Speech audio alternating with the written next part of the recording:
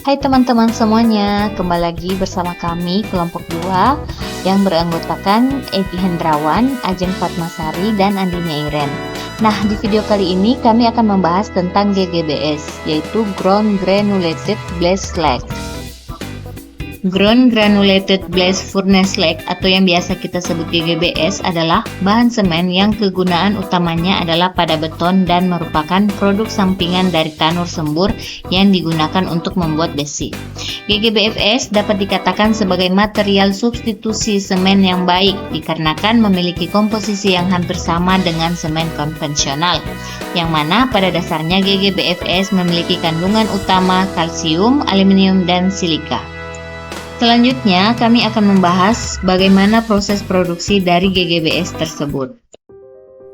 Bahan baku diangkut menggunakan kapal dan kereta, kemudian disaring, lalu dipisahkan menjadi 3 bahan mentah, yaitu biji besi, kokas, dan batu kapur.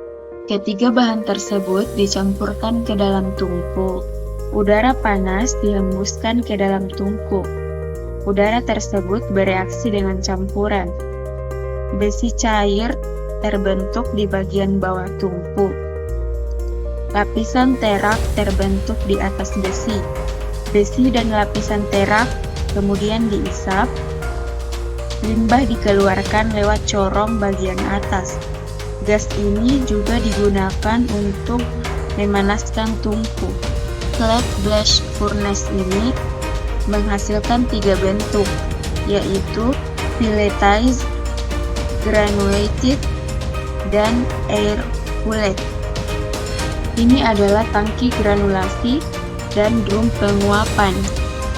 Granulated yang dihasilkan dari slag blast furnace dimasukkan ke dalam tangki granulasi pada suhu sekitar 1500 derajat. Molten slag disemprot menggunakan air dingin. Granulated slag dipompa ke dalam drum penguapan. Butiran tersebut mengalami proses penguapan, kemudian dimasukkan ke dalam konveyor. Granulated blast furnace slag menghasilkan agregat berukuran 4 mm. Granulated dimasukkan ke dalam penggilingan, kemudian diguling menjadi partikel yang lebih kecil. Granulated yang besar dikembalikan ke gilingan sampai menghasilkan ukuran yang memenuhi syarat. Sedangkan granulated yang memenuhi syarat dikeluarkan dan diuji sebelum disimpan. Selanjutnya, mekanisme reaksi GGBS dengan semen. Proses hidrasi semen adalah proses eksoterm. Panas reaksi ini dapat menyediakan energi untuk aktivasi alkali hidroksil yang selanjutnya bereaksi dengan partikel GGBFS. Dengan demikian, diperlukan ion alkali sebagai aktivator untuk meningkatkan reaksi GGBFS tersebut. Penjelasan hidrasi slag yang diaktifasi dengan alkali diteliti lebih mendalam dengan menggunakan campuran model. Komponen utama slag terdiri dari kalsium oksida sebanyak 40%, silika sebanyak 35%, alumina 13%, dan magnesia sebanyak 8%. Proses hidrasi GGBFS di dalam campurannya dengan semen adalah hidrasi sekunder atau hidrasi lanjut dari semen yang menghasilkan CaOH2 dalam pasta atau beton. Reaksi pozolanik dari GGBFS menggunakan CaOH2 dari hidrasi semen untuk menghasilkan senyawa CSH tambahan.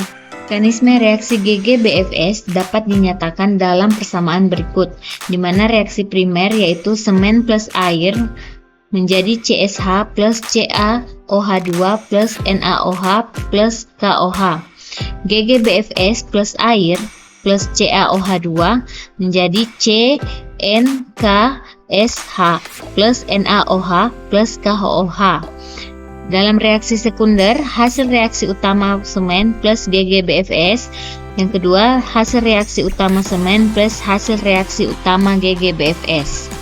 Penggunaan GGBS khususnya sebagai pengganti atau substitusi semen dalam pembuatan beton. Berikut adalah penelitian yang secara garis besar dibagi menjadi 3 kegiatan. Yang pertama, pengujian komposisi kimia terhadap semen Portland. Semen Portland yang digunakan adalah semen Portland jenis 1, kemudian menggunakan slag dan berat jenis. Yang kedua, pencampuran slag menggunakan beberapa variasi, yaitu 0%, 10%, 20%, 30%, dan 50%. Yang ketiga, pengujian untuk setiap variasi menggunakan beberapa parameter, yaitu yang pertama, kuat tekan, yang kedua, setting time, yang ketiga, pemuaian dengan autoclave, dan yang keempat adalah pemuaian dengan sulfat. Pengaruh penambahan slag pada kuat tekan mortar. Penambahan slag jelas menurunkan kuat tekan pada awal pengikatan, yaitu curing 3 dan 7 hari. Tetapi pada akhir pengikatan 28 hari, penambahan slag dapat dikatakan tidak mempengaruhi kuat tekan. Hal ini dikarenakan slag memiliki sifat pozolanik, yaitu memiliki kuat tekan awal rendah dan mengikat dengan waktu. Dari diagram di samping, semen Portland jenis 1 yang digunakan dalam penelitian ini memenuhi persyaratan SNI 204/9/2015.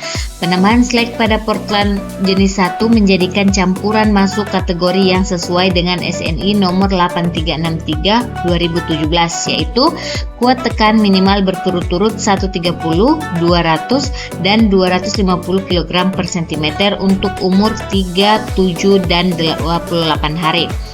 Reaksi semen dengan air C3S plus H2O menghasilkan senyawa kalsium silika hidrat CSH yang bersifat sebagai bahan perekat dan CaO2 dengan kandungan SiO2 yang cukup tinggi dalam slag, yaitu 35,27% dibanding 20,19% dalam semen Portland tipe 1. Maka SiO2 dan CaO2 akan bereaksi membentuk senyawa CSH tambahan yang mengakibatkan benda uji mortar memiliki kuat tekan makin tinggi.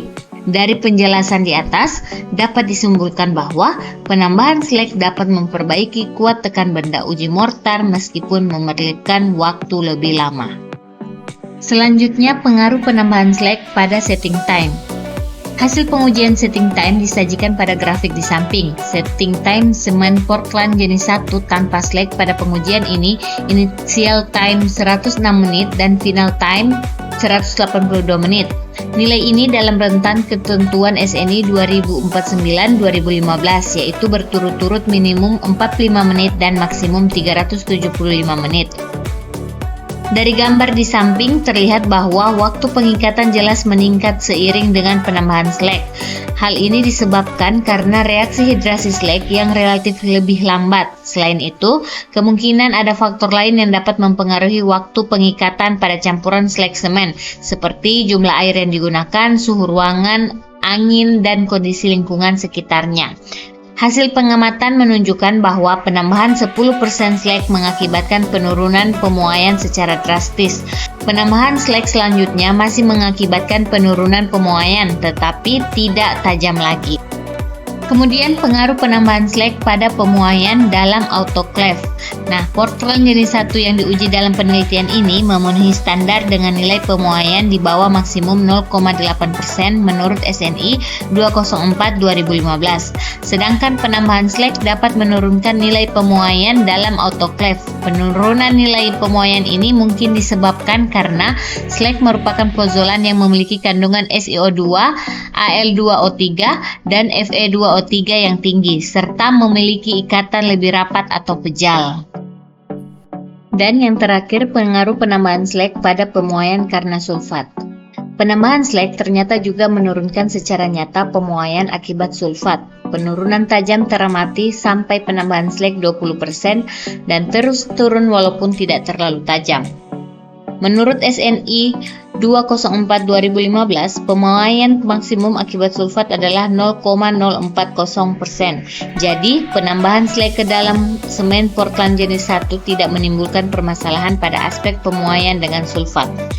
Dengan demikian, pemanfaatan slag dapat mengubah sifat pemuaian terhadap sulfat semen Portland 1 menjadi mirip semen Portland jenis 5 yang memang disediakan untuk menyelesaikan permasalahan sulfat. Berdasarkan nilai pemuaian pada gambar di samping, penambahan slag dapat menurunkan berat jenis semen Portland jenis 1. Hal ini terlihat dari hasil pengujian bahwa berat jenis semen Portland 1 adalah 3,057 gram per cm kubik, sedangkan berat jenis slag adalah 2,087 gram per cm kubik. Selanjutnya manfaat GGBS. Yang pertama yaitu manfaat GGBS terhadap beton. GGBS sendiri mengeras secara perlahan dan untuk digunakan pada beton perlu diaktifkan dengan menggabungkannya dengan aktivator. Biasanya semen Portland CEM 1 tetapi aktivasi alkali juga bisa digunakan. Kombinasi yang umum adalah 50% GGBS dengan 50% CEM 1. Namun, presentasi GGBS antara 20% dan 80% yang umum digunakan. Semakin besar presentasi GGBS, maka semakin besar pengaruhnya terhadap sifat beton. Yang kedua, terhadap stabilitas tanah. Penggunaan kombinasi kapur ditambah GGBS memberikan keuntungan yang signifikan untuk stabilitas tanah. Keuntungan utamanya adalah menghambat pembengkakan berbahaya yang dapat terjadi pada tanah liat yang mengandung sulfat.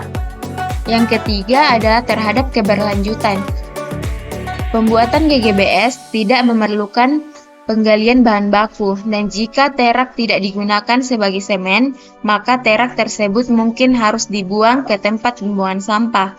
Setiap tahunnya, Inggris menggunakan hingga 2 juta ton GGBS sebagai semen, yang manfaatnya itu sebagai mengurangi emisi karbon dioksida sekitar 2 juta ton, mengurangi penggunaan energi primer sebesar 2.000 juta kWh, menghemat 3 juta ton penggalian, menghemat potensi TPA sebanyak 2 juta ton.